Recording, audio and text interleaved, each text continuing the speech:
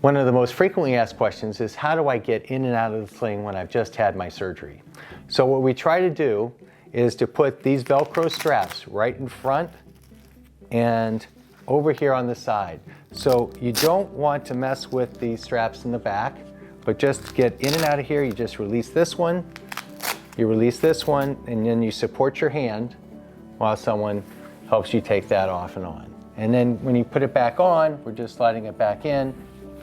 We're going to wrap this around and connect it here. And the key thing to this is getting the elbow all the way in the back of the sling. Most people let their hand hang out of the sling, but we want to get the whole arm into the sling, and then this will wrap around the back, and then we connect it up in the front. The first very basic set of exercises involve what's called scapular stabilization, and we want to strengthen your scapula and your posture, and it's very important in a sling. People in a sling will start to slouch like this. So the first exercise you're going to have you do is called scapular retractions. And what Jim's going to do right here is he's going to start squeezing his shoulder blades together. So he stands up very straight, he contracts these shoulder blades together, you try to pinch them and touch them, and then that strengthens the muscles in the middle of the scapula. So we'll have you start off with doing a set of 5 or 10 every half an hour, every hour in your immediate postoperative period in the first week or two. Another set of exercises that are very important is starting to move your elbow, wrist, and hand. While you're in the sling and immobile, those joints can get stiff, and we don't want that to happen.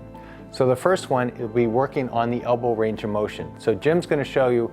We're going to pretend that it's his left arm that's the operative side, and he's going to hold his left hand with the right hand, and then he's going to use the right hand to move the elbow.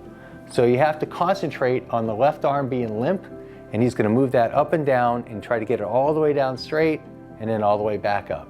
And you don't have to rush it, and this only has to be for 10 or 15 seconds, and then that'll loosen up that elbow. The other thing that we want you to do is just to move your wrist and hand and start just squeezing the hand and moving your wrist back and forth. And that's just going to keep all those muscles and nerves working.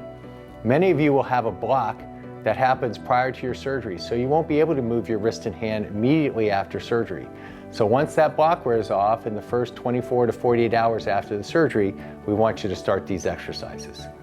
With some of the slings, we'll have an exercise ball that will come with it. And all this is to do is just to start squeezing the hand, and again, it uses the muscles.